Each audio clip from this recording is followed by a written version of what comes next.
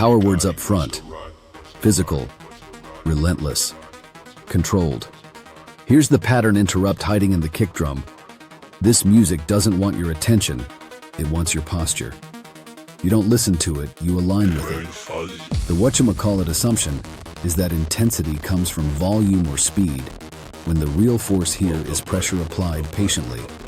Stay alert, because the reason this still works shows up later, in the spaces between the hits. Psykosonik didn't make songs to explain themselves. They engineered environments. Early 90s electronics, club tested, body first, brain second. This wasn't about melody or catharsis. It was about motion that refuses to soften.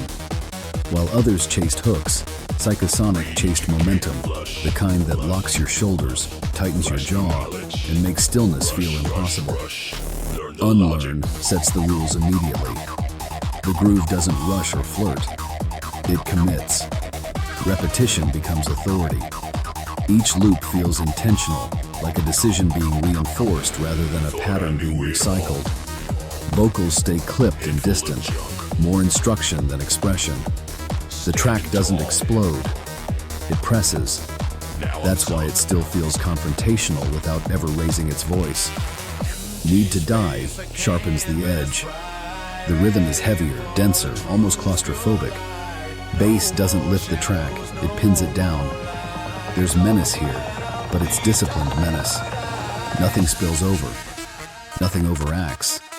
The tension works because it never gives you relief, never lets the body reset. The whatchamacallit moment is realizing how calm it all sounds, while doing so much work underneath. Then, Teknojihad removes any illusion of comfort. Forward motion becomes doctrine.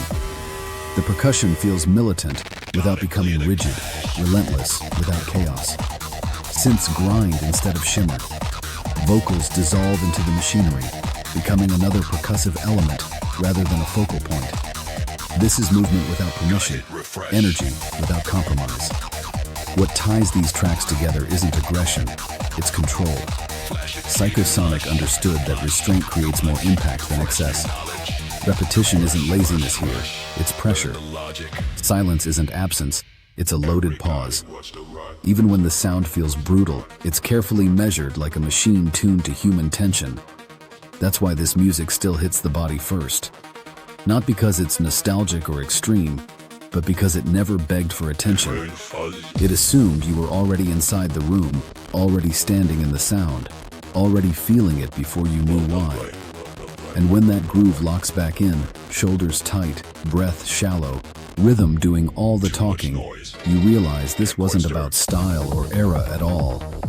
It was about motion that doesn't ask, doesn't explain, and doesn't let go once it makes contact.